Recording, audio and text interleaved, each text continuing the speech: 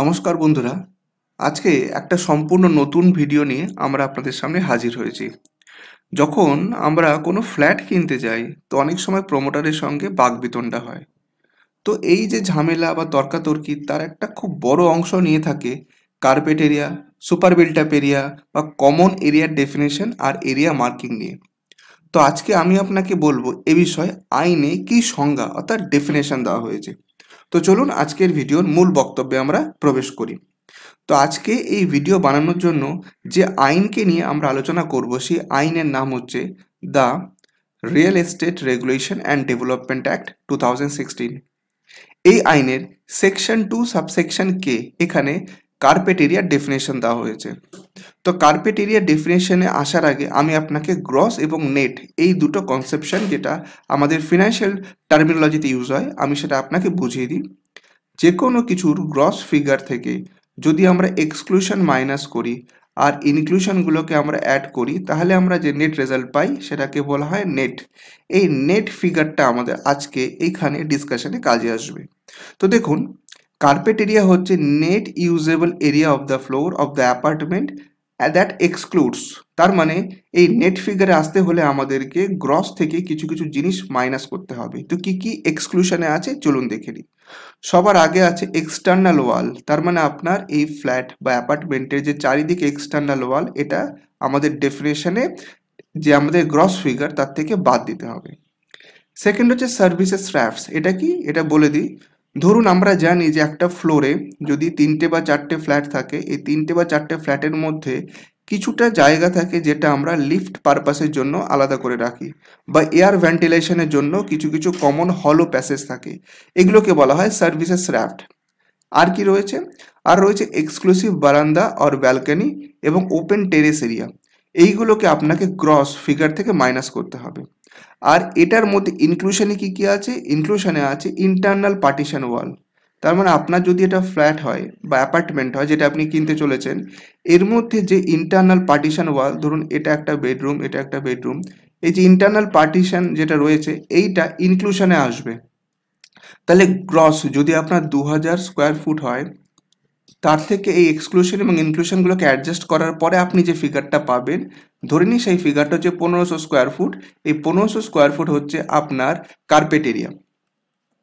এবার আমরা আসি সুপার বিল্ট আপ এরিয়া। দেখুন, সুপার বিল্ট আপের ডেফিনেশনও সেকশন 2 সাবসেকশন কেতে দেওয়া আছে। এখানে কি বলেছে দেখুন, this is the total saleable area, মানে যে এরিয়াটা বিক্রি করা হবে সেটা হচ্ছে সুপার বিল্ট আপ এরিয়া। আর এর মধ্যে কি কি জিনিস থাকে? Carpet area along with terrace, balcony, area covered by walls and areas used by common uses like lift, stair extra. তাহলে carpet area super built up এরিয়ার কি রিলেশন সেটা আমরা দেখে নিই। কার্পেট এরিয়া হচ্ছে নেট ইউজেবল এরিয়া, মানে সব কিছু বাদ দিয়ে যেটা থাকলো সেটা হচ্ছে carpet area. Built up area হচ্ছে কার্পেট এরিয়া, তার সঙ্গে ওয়াল এরিয়াটাকে যোগ করলে আমরা পাবো built up area. Super built up area কি? সুপার বিল্ট আপ এরিয়া হচ্ছে built up area plus common area. তো এটা হচ্ছে কার্পেট এরিয়া আর সুপার বিল্ট আপ এরিয়ার রিলেশনশিপ। এবার আমি আপনাকে বলবো যে কমন এরিয়া কাকে বলে।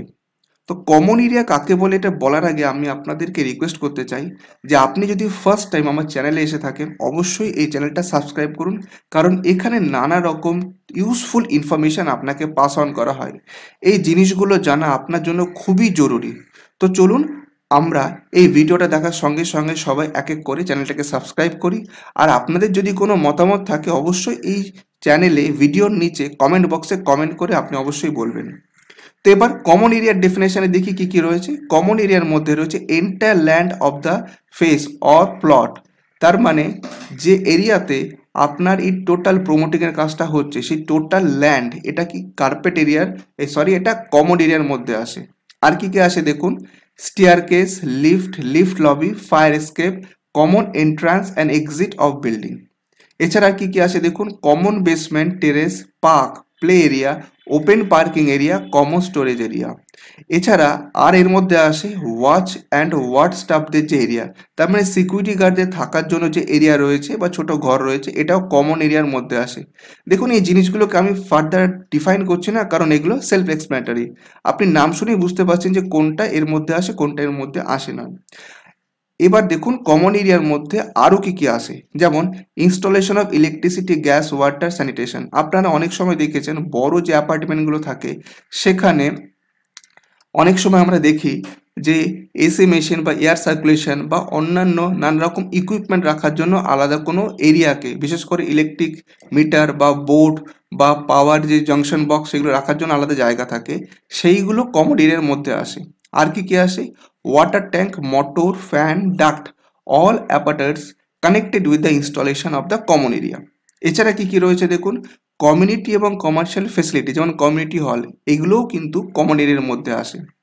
এছাড়া আরও নেসেসারি যে সমস্ত অ্যাংসিলারি পারপাসে আমাদের জায়গা ব্যবহার করা হয়, সেই সমস্ত কিছু সেফটি মেনটেন্যান্সের জন্য যেগুলো লাগে, যেগুলো এই বিল্ডিংয়ের সঙ্গে নেসেসারি এবং কনভিনিয়েন্ট পার্ট, সেই সমস্ত কিছু কমন এরিয়ার ডেফিনেশনে আসে। তো বন্ধুরা, কেমন লাগলো আজকে এই ভিডিওটা আমাদের অবশ্যই কমেন্ট করে বলবেন। আপনি এই চ্যানেলে প্রথমবার এলে অবশ্যই চ্যানেলটা সাবস্ক্রাইব করবেন। আপনার মতামত নিচে কমেন্ট বক্সে কমেন্ট করে আমাদের জানাবেন। আর বেল আইকনটা অবশ্যই প্রেস করবেন, তাহলে সমস্ত নোটিফিকেশান আপনি পেয়ে যাবেন। এই ভিডিওটা আপনার বন্ধু এবং রিলেটিভদের মধ্যে শেয়ার করতে ভুলবেন না। আজ এই পর্যন্তই। আরেকদিন হাজির হব এরকমই তথ্যমূলক ভিডিও নিয়ে। সবাই ভালো থাকবেন। ধন্যবাদ।